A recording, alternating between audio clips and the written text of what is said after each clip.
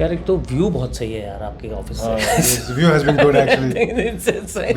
Hi guys, mic check, mic check, mic testing. Hi. It's very distracting, so if you get distracted during the video, then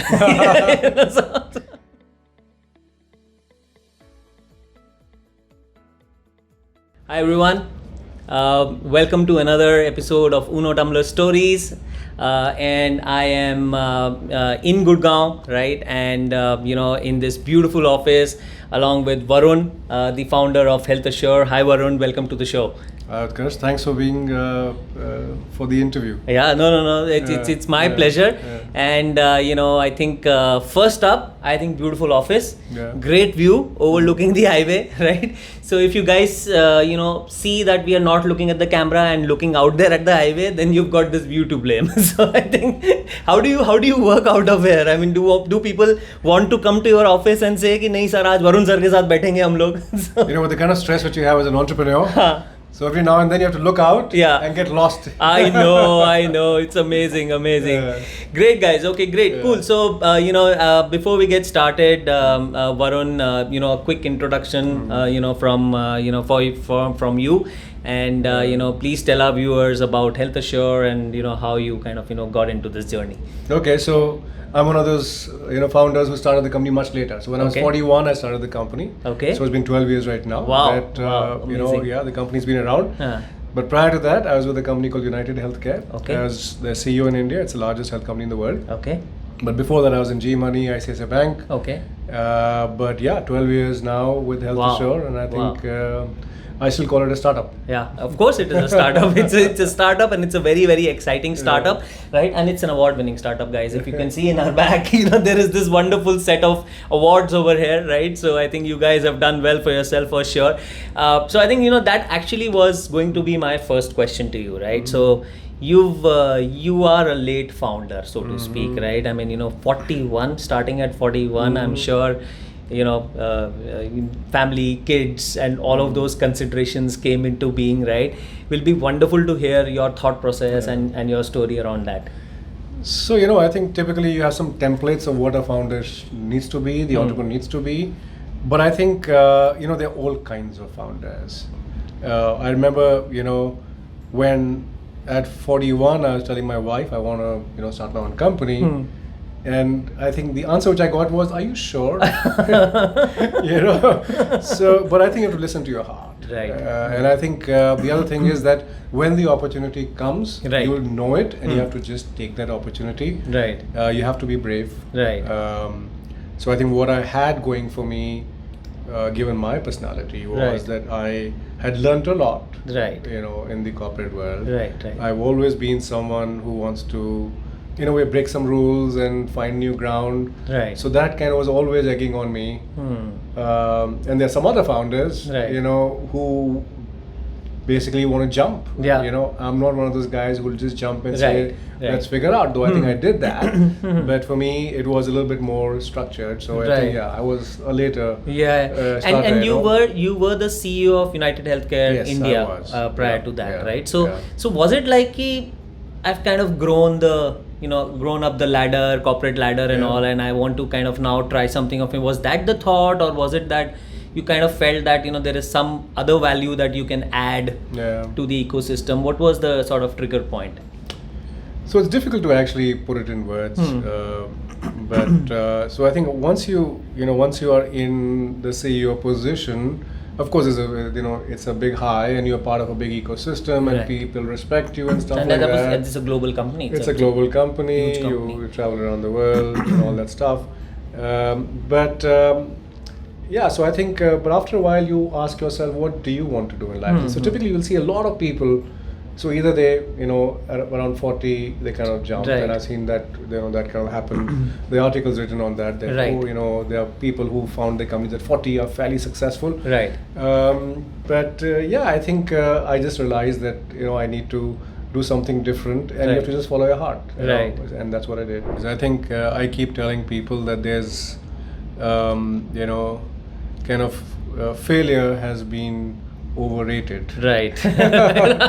So yeah, I think it's okay to fail. Yeah. And the fear of failure is what prevents us. Prevents a from going. lot of people. Yeah. And I think even if you think that you don't have the budget, you think, hey, you got a kid right now, you Right. think that there's not the time, I got Yeah. a home loan right now, it all sorts itself out. I think know, I you know. have to just, when the time comes, Right. you have to just follow your heart. Yeah. Superb. Yeah. Great. Cool. So let's use that as our starting point. So you obviously, this is what 12 years back, and 2011 was when you started off. And were you based out of Gurgaon itself? Were you in Bombay? I think there is a presence. HealthAssure has a presence in Yes. Bombay as well. So I'm actually a Delhi boy. Okay. But Okay. if looking at my last role at United Health, the company was based in Mumbai. Okay. So when I stepped out, I founded the company in Mumbai, Okay. and I was there for 5 years in Mumbai. Okay. And then I moved Okay. back to Okay. Delhi, So now Gurgaon. 2 offices. Two offices, and I Right. think again that's another myth which people have, that Right. you can't have 2 offices. I think Uh-huh. somewhere I think biggest multinationals Right. don't have a headquarters. Right. So yeah, so I think so I've been 12 years in Mumbai, Uh. and now 6 years actually. 6 years you've been operating out of here. And your Bombay team is how big is HealthAssure now? So we are around 425 people. Wow, amazing. Yeah, Amazing. so I think now it's a little scattered, but Mumbai is still the biggest. Mumbai is still the biggest. We probably have around 300 odd people in Mumbai. Okay.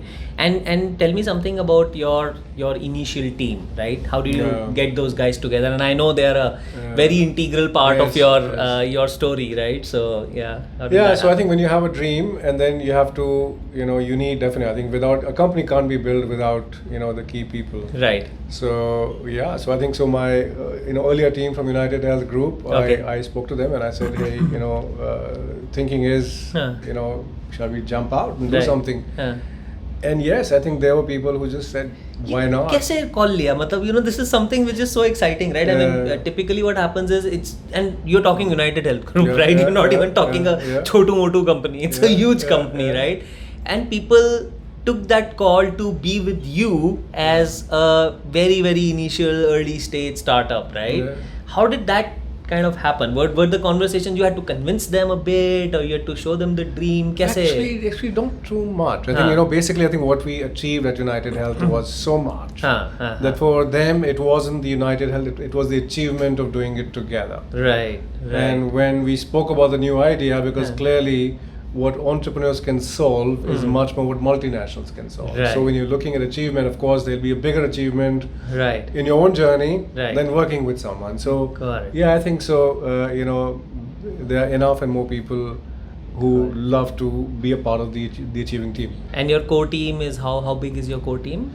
So I think we all have maybe I think around 10, 12 10 to people who 12 are in the people. core team. Right. Out of which the earliest guys would be 3-4 people. 3-4 people. That's 4 what people, you started with, right? Yeah. And then you obviously kind of looked at your office in Bombay. Bombay itself is a real estate sort of nightmare, right? So I think these guys are based out of Andheri, if I'm not mistaken, right? The same yes. office, the one at Yes, I think you've been there. Sakinaka. Sakinaka right? office, yeah.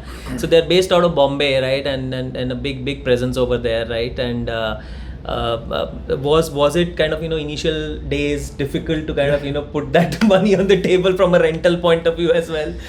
Surprising part is that when you are in the objective of solving out, or maybe just starting the journey and saying I need to get here, Right. you don't see those problems. When I look back and I say, oh my God, ये कैसे किया हमने? did I actually do that? Did we actually face the problem that our office one day, the cops came and just dismantled the office because my landlord had given it to someone Oh else, shoot! Seriously? and it wasn't authorized. Oh, so we man. didn't know that. So I think so. You're saying really? So yeah, I think So they came like and just took away all your computers or something like that, or they? So basically, the landlord wasn't the landlord. Okay. And he was a proxy landlord. So Okay. there was a case happening. And one fine day, and thankfully it was after our peak season, I got a call on a Saturday that cops are here with a gun. Oh shoot! And they're coming. They've come here just to evict us. Oh man! And they basically scrapped everything out of the office. So whether it was a table or a sink or a tap, they had to take out everything. So that the landlord who was on the wrong can't go back and saying I left my stuff there.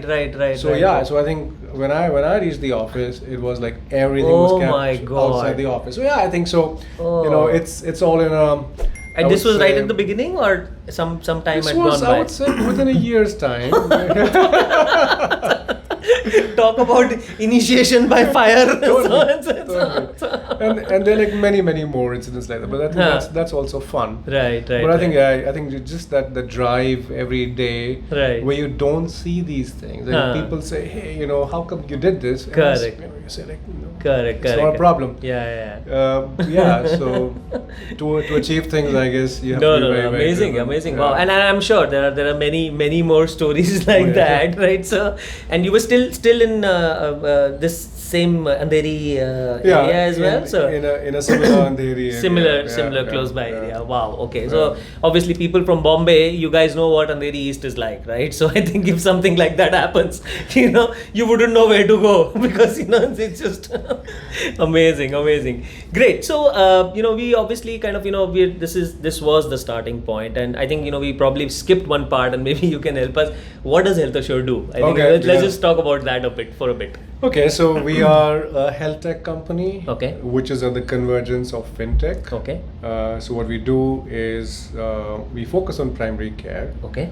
And we aggregate primary care medical network across the country. Okay. Across 1,200 cities. Right. That's a fairly large spread. Wow.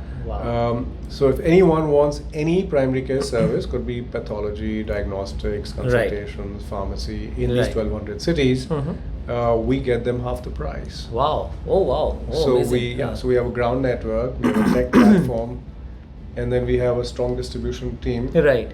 And we have various lines of businesses, which gives access to this network. Right.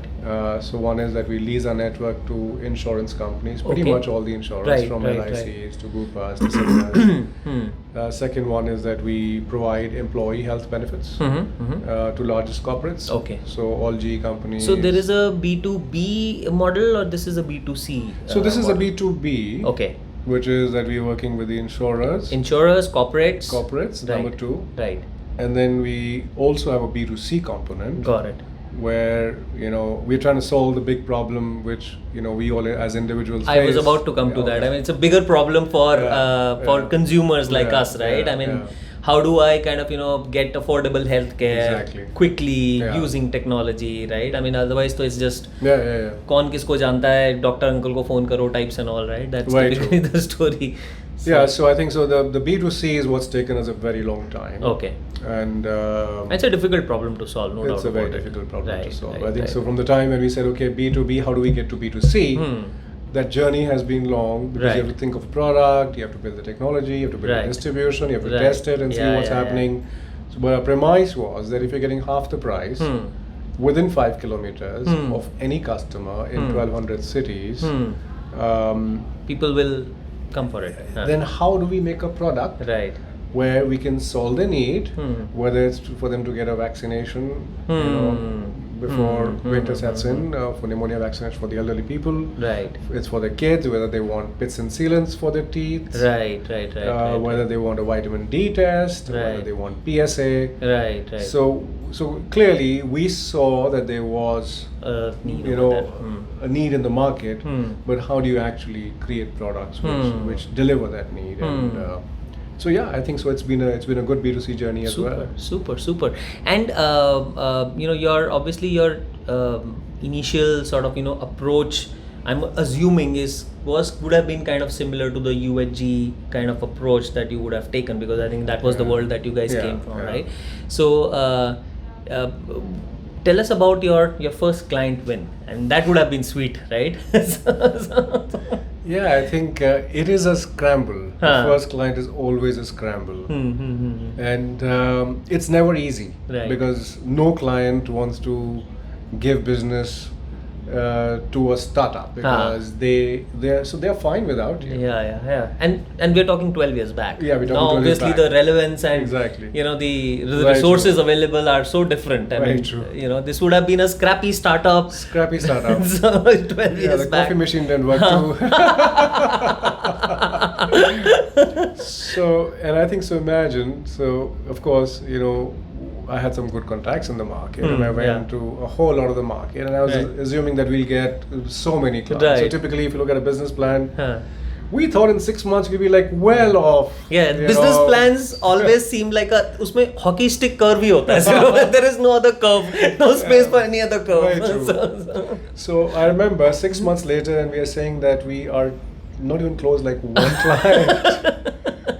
We've got the tech somewhere, Right. it's like creaking around. Huh.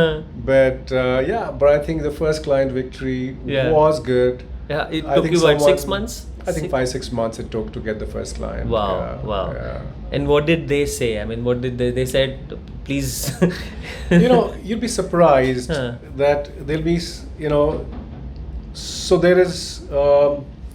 there's no law which really works. The law of averages doesn't work when you're doing a startup. Right. So you have the best of friends, and they want to do business with you, Right. and they might not be able to do business with Right, you. right, But the right, person right. who finally does business with you Yeah. is someone where I think everything converges. The guy Right. has to be a good guy. He has to be in a position where he feels that he has a need for your Right. services. Right. Yeah, so I think we got a client, and Huh. they had a problem which Huh. they're facing with the existing partners. Okay. And we said we're going to solve it, and I think we had to deliver. There's no choice. I think we worked day and night and to make that happen. And I think that's where we kind of start building out and Right. saying, okay, these guys are good. Right. And then it kind of builds out to the other guy to say, hey, these guys are good. Right. You know, Right. so yeah, and then I think the, it's a the process, network yeah, effect comes into yeah. play. So, but one question that I think a lot of people will be interested to know. Now, at that age of 41, 42, we would have been Yeah. 42 by that point in time, was the energy kind of, like down because, you suddenly have to, push yourselves, so quite a physically. bit. Physically, yeah. Physically. Yeah. Look, I think the physical energy can always be sorted. Right. It's the mental energy, Right. whether you're in your first year Uh. or 15th year, Right. is what's the most difficult to sort. Right. So I think over a period of, so I think at 41 years I was fairly fit. I don't think, I think you can brave it out as long as you don't, kind of burn out. Right. And I think a drive has to be more than your burnout. Correct. So that's simple. So that's yeah, all right. that's the maths. Yeah. But the problem is that how can you manage your mental energy? So I think physically I feel that I've learned a lot of things to try and keep me physically sorted. So Right. I think I'm much more fitter now. Yeah. I can vouch for that. I'm much more fitter now than I was even 15 years back. Right. That's because I have to manage. Right. It's a business. marathon, right? So It I mean, is. you can't just kind of fake it. You have to really work on your mental and physical strength both, Yeah. right? So And that's the beautiful part. I think you will never be pushed as much from inside. As an employee, right. you're pushed from the outside and you kind of bring out as much as you can. But this, push is not really a push. It has to come from within. Correct. So that is very different, and Yeah. therefore what you achieve as entrepreneurs typically Lovely. is a lot more How than, lovely. How than lovely. what I have been able to achieve as an yeah. employee. Yeah. No. I think, and that's so true because the drive comes from within, Yeah. right? So then the output also kind of when you achieve it, Yeah. you tend to feel a lot Yeah. happier, right? So I've been speaking with entrepreneurs, right? And this is one thing that kind of always comes through, right? The kind of elation that you feel when you are successful in this journey is something that, by the way, you can't explain to anyone. I don't know why entrepreneurs do this. आप किसी को समझा भी नहीं सकते how happy you feel.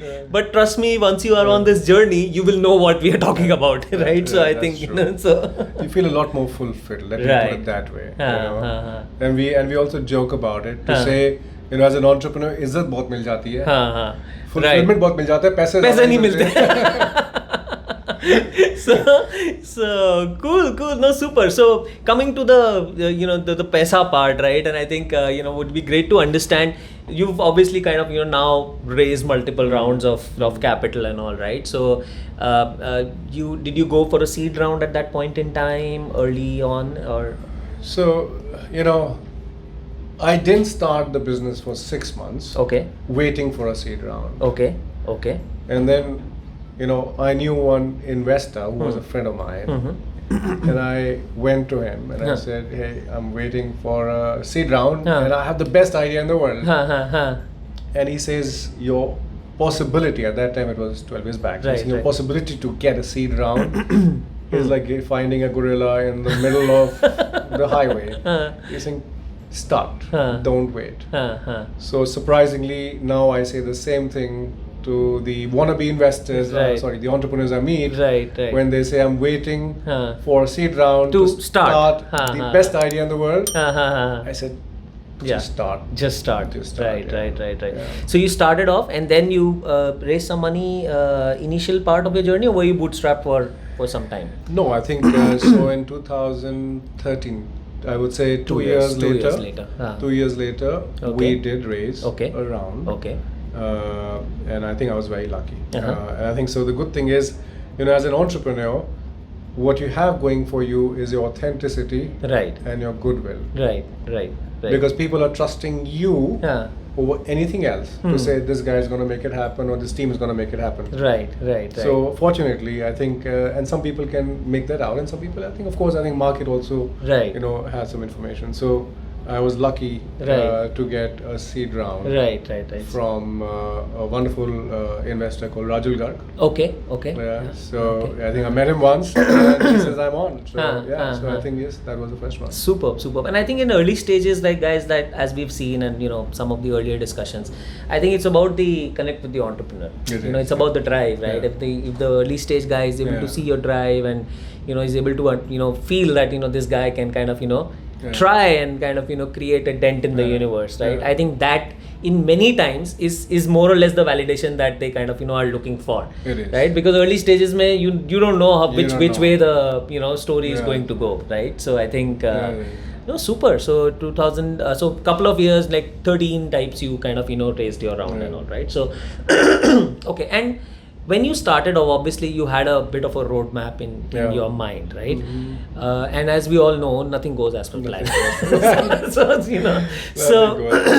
So how was what happened? I mean, what if you could just share a few learnings from that kind of journey, right? So I think the world changes. I think when we started, there was no aggregator, there was no Amazon, there was no Google Maps.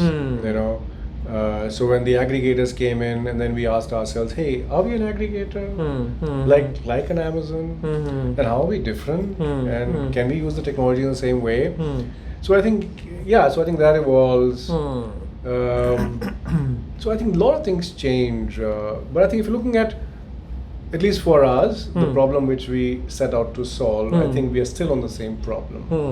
And I think it scares me sometimes to even remember and think that what we are doing after 12 years, maybe I would say 10 years, which is what we started, we had planned that at the beginning. Wow. So, and you're still it trying took, to solve, And the funny part is, so I was looking at the annual report of my earlier company, United Health Group, and what they said they're trying to solve is what we are trying to solve. Okay. So so the question, probably I think this is always right. a limiting journey. You're always trying to get there. Right. But I think the direction is the same. But I think a lot of things change, and you find your answers along the way, which might be very different from what you envisage. Wow. But directionally, yes, I think it's the same. So basically, what you're trying to say is that the thesis that you guys started with, that still remains the same. Yes. The way that you probably are doing it has kind of changed with respect to the other external factors. And has and what has been the impact of like COVID? I mean, this is like a once in a century kind of thing for you guys. So surprisingly, I think so. I was listening to one of the top investors, in the world talk about startups and what is tough. And he mentioned that when there is a downturn, it's easy. Okay. Because you can pretty much get your cost close to zero. The problem is that if you get a big bulge, you cannot do that. So I think it is a panic of saying COVID has happened, hey, what do we do? I think you have to be very alert. You know, even what you see, what's happened in the last 7-8 months. Right. Even that's a fallout from that that phase as only. So the world has changed a few times. I think as long as you can see that, I think to navigate through that is not as difficult as the stress it causes.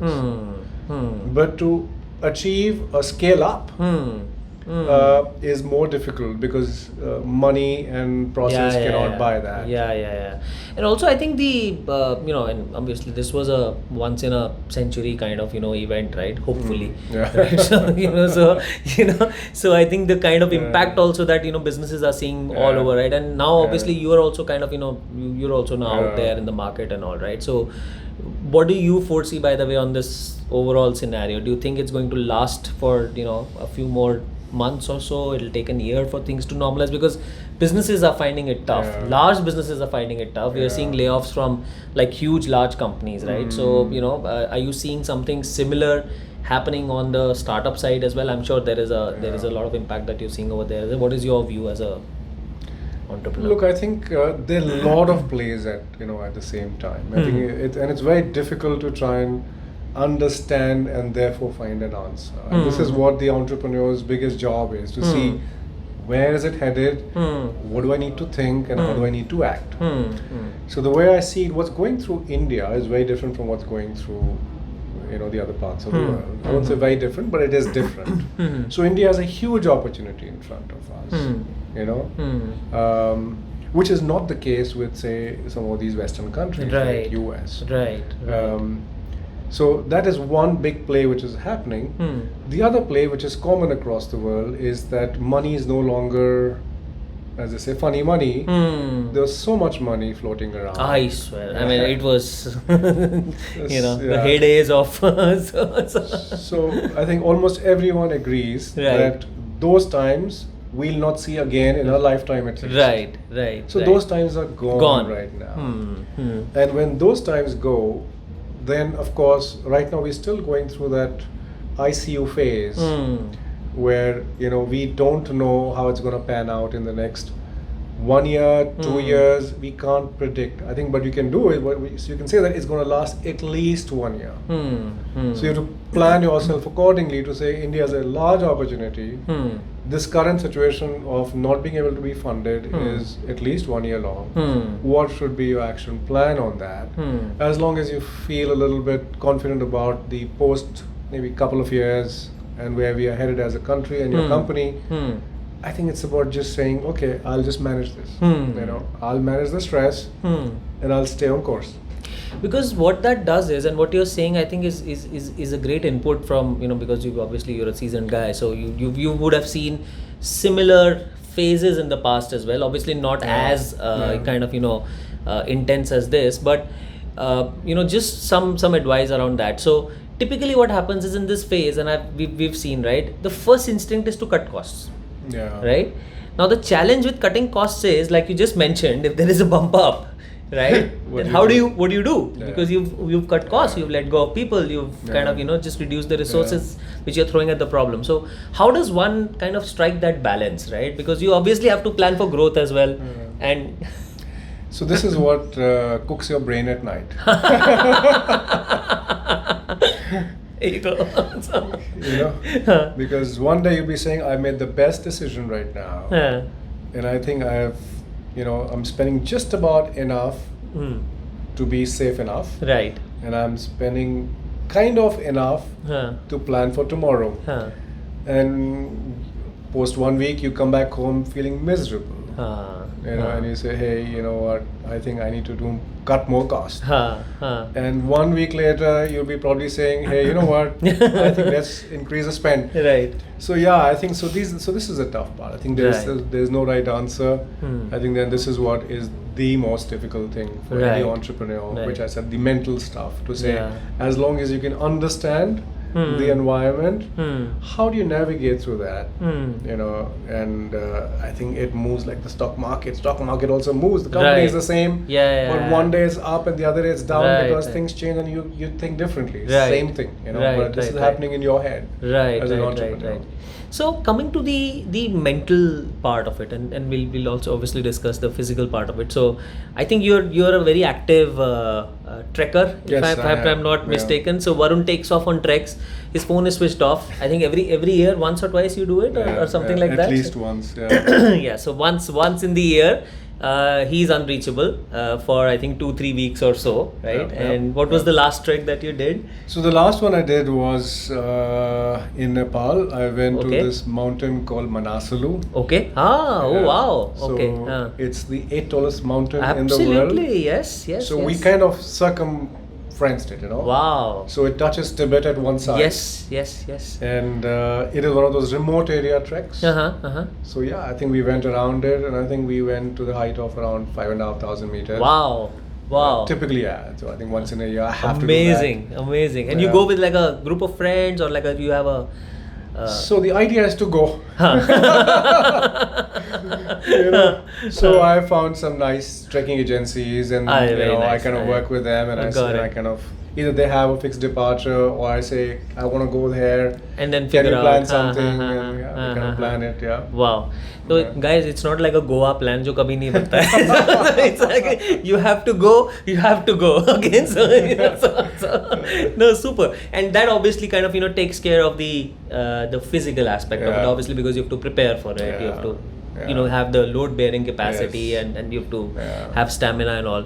What about the mental part of it, right? How do you prep yourselves mentally? And obviously it's not just about the entrepreneurial journey, but it's also about this as well, right? So I think that this thing also kind of takes. Good question. Yeah. So this is what actually what I was trying to ask myself in the first many years of my entrepreneurship, and I'll kind of link it to trekking again. So there's one trekker called Reinhold Messner. Okay.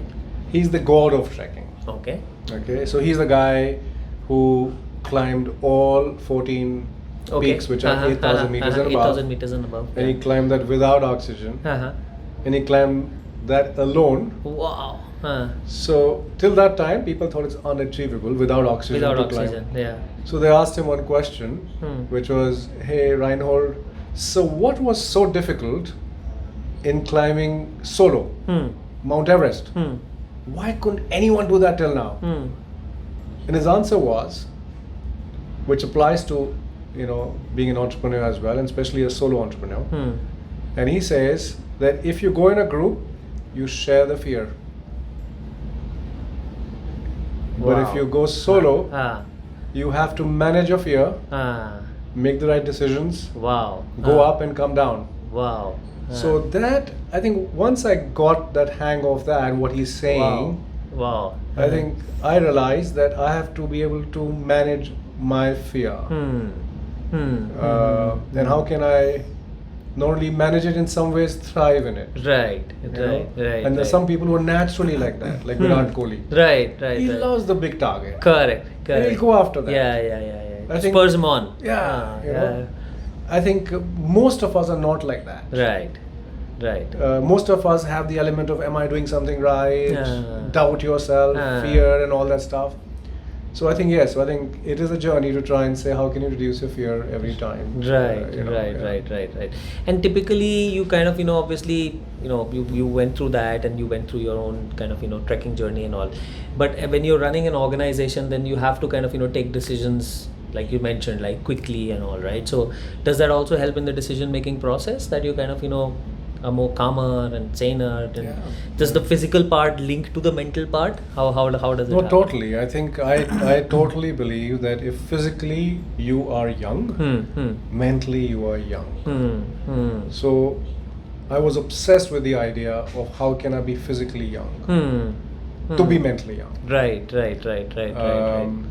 And I think once you remember your childhood days, you'll know that. Yeah. I think you were so free. You Yeah, know, yeah, you yeah. could just decide, you could move, you can Correct. adapt. Correct. I think you have to just learn to be that back again as you get older. But, Right. yeah, so I think physically, mentally, totally go hand in hand. Right. Super, guys. Pro tip, guys. That's a pro tip. Work on your fitness. Work on your mental strength. Right. A lot of the decision making kind of, we wouldn't say it becomes easier, but yes, I mean, a lot of decision making kind of, is something that will come naturally to you. Right. So great. Super. Cool. So if I were to ask you, Varun, in terms of, your 12-year journey, right? So two things that I want to dwell on. One, obviously, is around, people. Right now, you obviously are, like I said, 400 plus people in your company, right? So it's a people-intensive business we are talking about, right? And finding the right set of people is tough. Retaining them is tougher. Yeah. And extracting the best out of them is the toughest. Right? Very true. So how have you kind of approached that process? It is very difficult. I think first thing is you have to be able to understand the world, and that's a process. I think if you're looking at some of the best entrepreneurs in the world, the way they can absorb things without even getting into too much detail. I think so they can understand the world much better. So I think yes. So I think so that is to know, we as a human being, we as a mind, we as a limitation, and we as our strengths. So I think it's I think that's the first critical part to see what makes the person's strengths. What do you need for the job? And to be able to understand that, and then to be able to accept that, and to be able to extract the most out of the person while being very authentic. I think as an entrepreneur, as I said, your goodwill is the most important because they are here for the challenge, they are here for the achievement. And I think if you can't show the achievement, if you can't be authentic about it, if you can't be humane about it, I think you'll not be able to go further. Is it easy being authentic typically? Because sometimes what happens is people kind of tend to mistake authenticity for someone being brash or rude. यार ये तो इसने बोल दिया मेरे को यार कि तू ठीक से नहीं कर पा रहा types and all. That typically happens. And again, I think as a corporate employee, you can be rude. And that's all right. We're all rude as employees. I think when you're growing up, you're kind of rude in many situations, and you're saying, "Hey, this is what it is." But I think you learn, and I think as an entrepreneur, you'd rather do the error on the other side than be on the obnoxious side to get out the work. Right. So I think yes, being authentic and being humane is like 95-98% put the effort on that. And I think, and what, in situations, some people will probably you'll not get the kind of desired results from them just because you're nice, and people might not be nice to you. That does not mean that you'll not be nice. That's okay. As long as you're solving the bigger problem, and you're okay with yourself. Again, so I think that's what being authentic is. Right. And if the second part of that question is that in your entire, obviously, this 12-year journey, right? And obviously you guys are not done yet, right? There's a lot that is happening. These guys just raised, by the way, their Series B, if I'm not mistaken, Series B from Bloom, and I think another family office, the Blue Ashwa, Bloom, right. Rajiv Dadlani Group. Yes, Rajiv Dadlani Group and all. Yes, they're the ones who led it. So I think they've got some gas in the tank left for sure, right? And obviously the journey is not done, but as part of this journey, and how you're kind of obviously building it out for the future, what has been the toughest sort of thing that you have kind of encountered as an entrepreneur? Has it been lack of resources? Has it been people? Has it been getting business? Has it been telling people your story and convincing them about your story? I think probably that's something that All of the above. All of the above. यार मुझे यही answer मिलता है सबसे यार. I need to change my question now. I think so. You have battlefronts on every ground. Sometimes you go in one direction, sometimes you go in the other.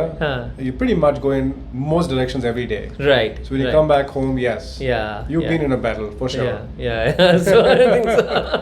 And coming to the home front, right? Obviously now, as we always say, an entrepreneur does not live his or her journey alone, right? So the spouse, the kids, the family kind of all lives that journey along with them, right?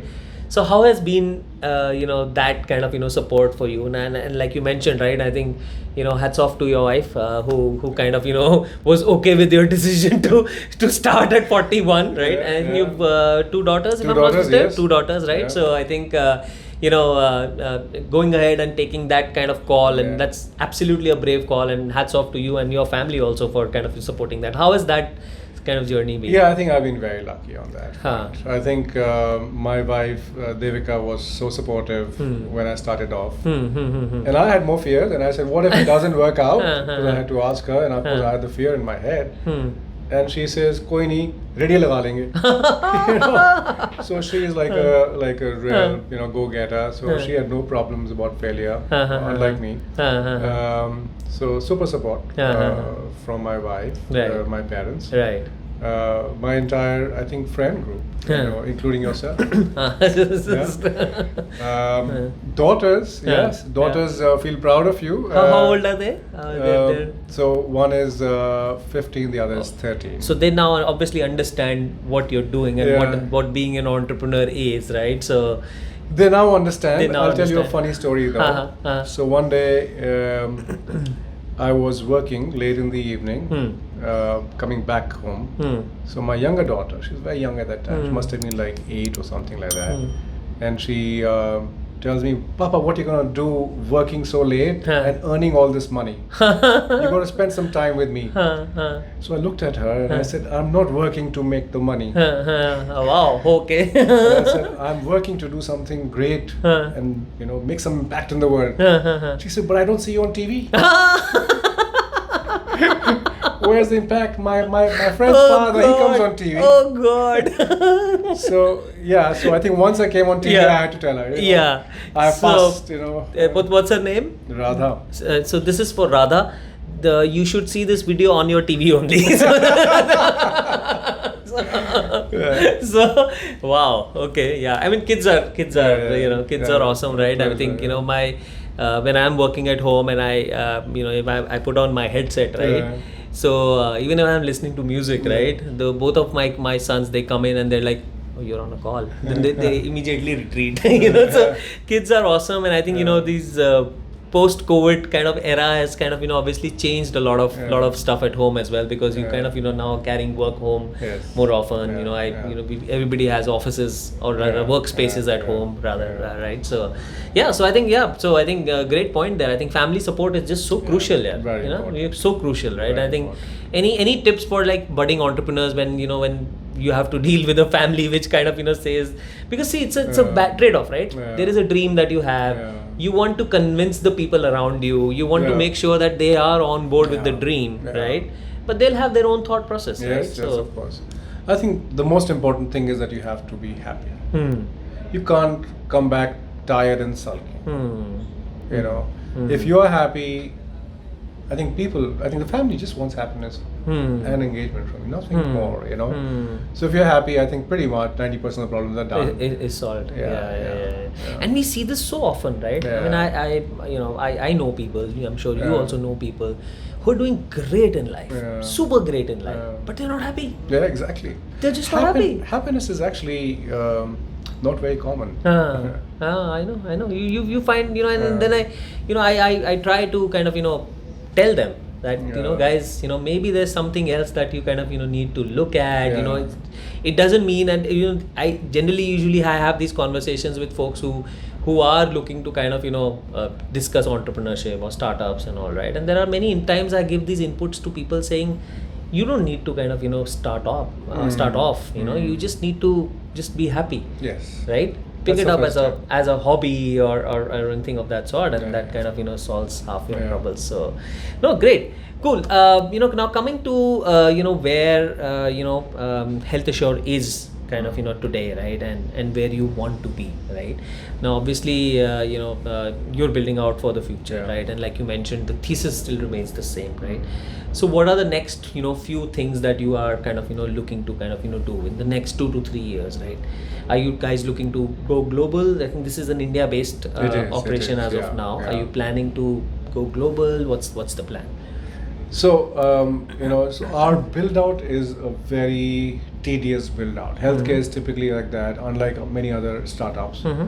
You have to layer one solution over the other, and that's how it builds out. So, I think we've pretty much got a very good platform right now. Okay. And I think so we've had that for the last, I would say, 2.5-3 years now, Okay. after all the build out. So if you could just share some numbers, how big are you guys right now? So you say, I remember you said 12,000 cities. I think 1,200 cities. Sorry, 1,200 my bad. cities. So we closed last year, in excess of 130 crores. Oh wow! Yeah. Oh wow! Superb. Yeah. Okay, Yeah. great. Yeah. And you guys are in 12,000 cities, 400 plus employees. Yes. 1,200 cities, 400 plus employees, and I think blue chip companies, insurers. Pretty much kind of yeah. So wow, okay. And I think if you were to kind of get into the zone of kind of maybe building out a network overseas, do you think it's going to take you a shorter amount of time than what you have taken in India? What do you Yes, think? it would. I think definitely, because I think what we built is an ecosystem. It's like Amazon. So for Amazon to build it in the US and build it in India, so they had the backbone, which is the technology, and they knew the kind of cookie cutter templates. Correct. So we have all that. So definitely it'll be a lot more easier internationally. Right. The question is, what is the right time to go international? So I have debated with the idea, and I don't know. I think when the opportunity comes, probably it'll happen. Right. Probably in the next 3 years. Right. Next 3 years. Yeah. That's the plan. This one thing that I've really kind of observed, and I really admire that about you. You're not in a hurry, and I think that's wonderful and that's beautiful to see in entrepreneurs, because typically younger entrepreneurs, guys, slow down. You guys are in a real hurry. It's not a 100-meter sprint. That's what I keep telling everybody. It's a marathon, right? And I've now observed you for many years, and I feel that you're not in a hurry, right? But does it kind of get you once in a while when you see people kind of just either raising money at like insane numbers or insane valuations, and that यार ये hold on यार ये तो कुछ समझ नहीं आ रहा, does that rankle you sometimes? Does that bother you sometimes?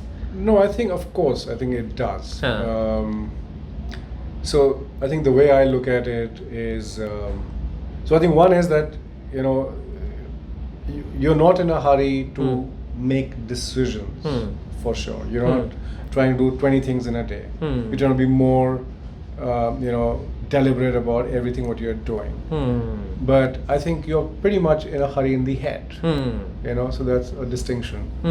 But you don't want to do something, because I think every wrong decision has a price to pay. And especially as you get a little bigger, you might choose a direction which is a wrong direction, and you'll waste a couple of years and your very precious time and effort.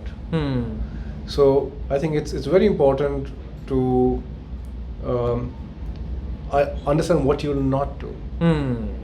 Actually, yeah, figuring out what's not to be done is equally important as figuring out what's to be done. Exactly. Right. So I think that distinction has to be very, very good. But I think every now and then it does rattle you to see some of the other people raising so much money. Right.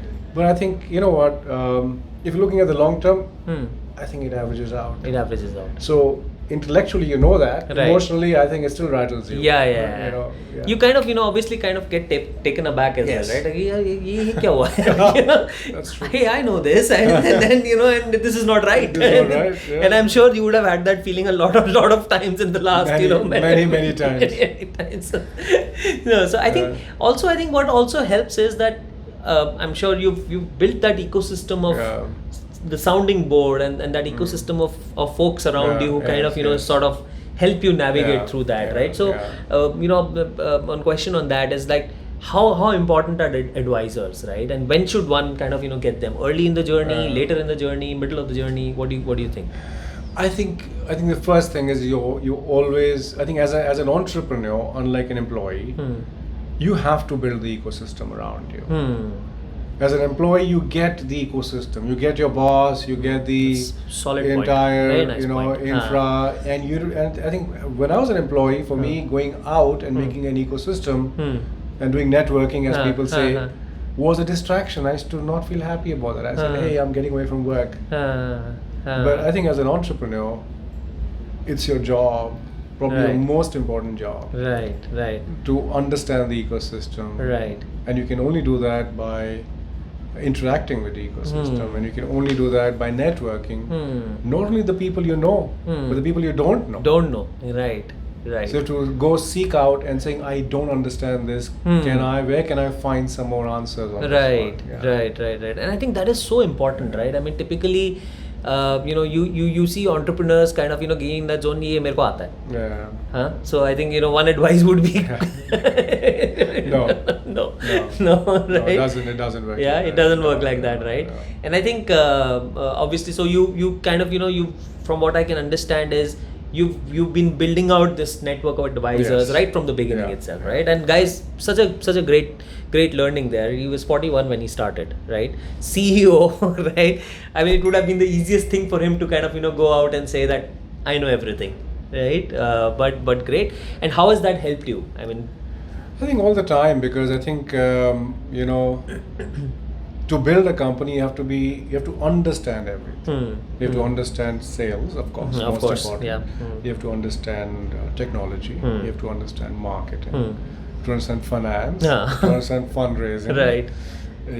So there's, I think whatever you don't understand will hurt you the most. Right. There you go. So I think you have to very well understand what you're weak at. Right. Be something which you're good at, and you can play on the front foot on that. Right. But what you're weak at, you have to either get some advisors on that. Right.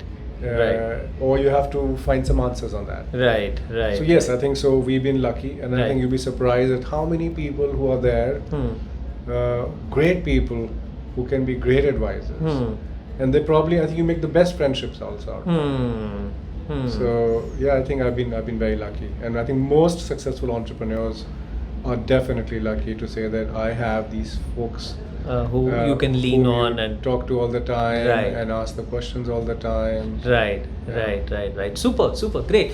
So coming to one last segment that I want to touch upon is the fundraising journey that you had, right? Now, so I keep telling this to people, fundraising is difficult, boss, right? And especially from an entrepreneur's perspective, right? You believe in your idea so much, and then somebody will come and say, "Nahi yaar, ye nahi chalega yaar. Sorry, yaar." Like you mentioned, right? So I think what has that journey been like, and some inputs that you can kind of share with us.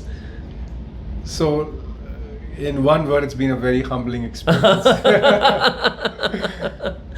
So I think we as entrepreneurs have various words for it. We call it a begging bowl.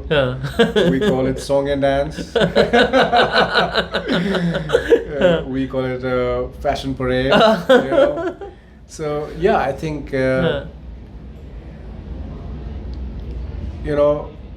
it is a very essential part to most entrepreneurs, not all. I think ideal situation is that you don't need to raise money. You bootstrapped and you just grew. I think that, for me, that is the silver bullet in case you can get that. Right. But most entrepreneurs need to raise funds. And surprising part is that if you look at the most successful entrepreneurs, take the example of Sunil Bharati, or Kumar Mangalam Birla, they'll also be raising funds. Right. So I think as every entrepreneur, you need to spend at least 10 to 20% of your time interacting with investors.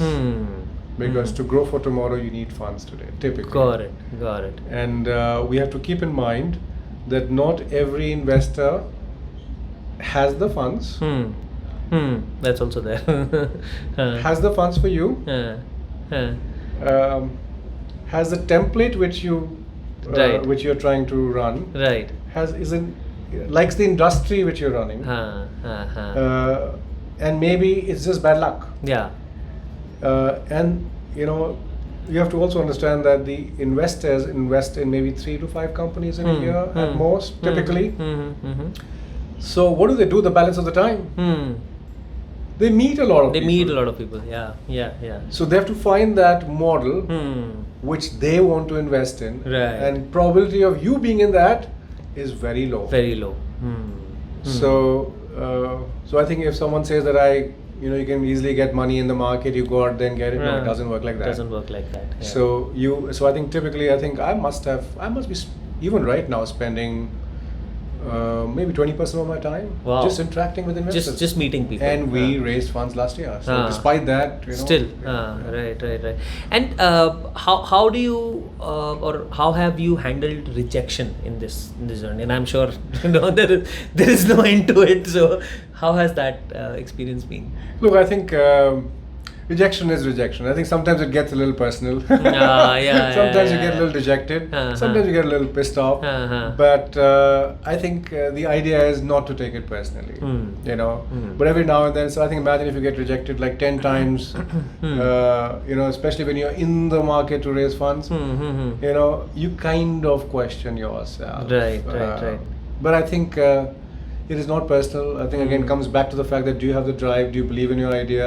Right. Is there enough, kind of traction that you've been able to prove to yourself that you're getting back the energy?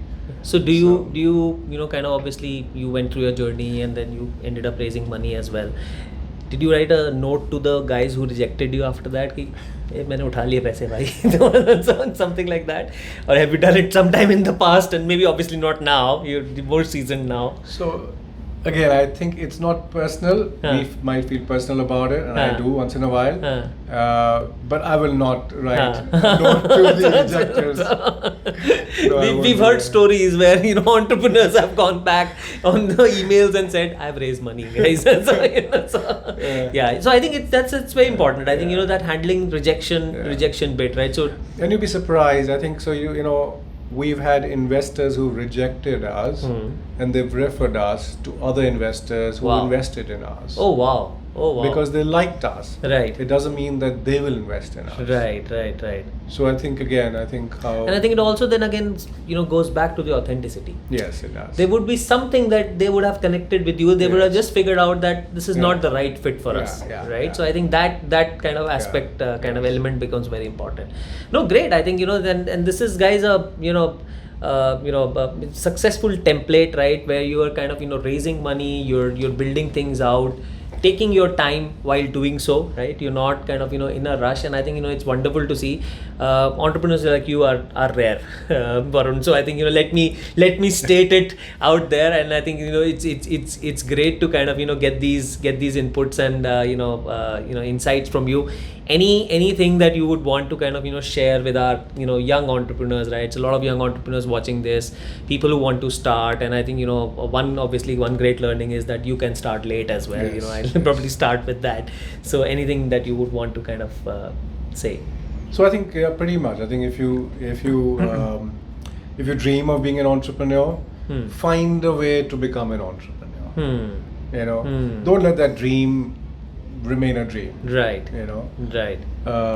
And if you find hard enough, you will become an entrepreneur. And it's the best journey you can have because the learning you get as being an entrepreneur. Right. I don't think you'll ever learn things if you stay in the safety cushion. Right. And when you talk about learning, this learning is like multidimensional. It's you as an individual, you as a professional, you as a father, you as you know, a regular person, Right. you know, on the road. Right. Do you think entrepreneurship has enhanced you as a person? Oh, Do you think? definitely. Yeah. Definitely. Right. I mean, physically, like you just mentioned, Yeah. you're a fitter. Yeah. You're a more fitter individual now than what you Yeah, were yeah, at that yeah. point in time, right? So how do you think it has changed you? I think you pretty much ask any entrepreneur. I think they'll all say that. And when we talk as entrepreneurs, I think we all know that. Right. Which is to say that we would have the kind of transformation you see in yourself. No, I don't think it's possible without that. I think it's basically going out there and saying fend off for yourself. Right. So typically as an employee, you have an entitlement. It's about a salary coming in, it's about you working, it's a transactional. Right. It's not again coming out of you. But I think if Right. it starts coming out of you, it's your dream. Right. And what comes out of you and how that transforms you, Right. I think is unique. Right. No, super. Yeah. This has been great. I think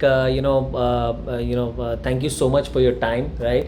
It's always been a pleasure kind of interacting with you, and and I can now kind of see why you've been able to kind of build a team and a great business to go with it. Like I said, it's a great view. We are going to head out and probably enjoy the view once this is kind of done. Thank you so much, Varun. Right, My it pleasure. was a pleasure having you, and like always, guys, don't forget to like, share, and subscribe. And see you soon on the next episode of UnoTumbler Stories. Thank you. Bye.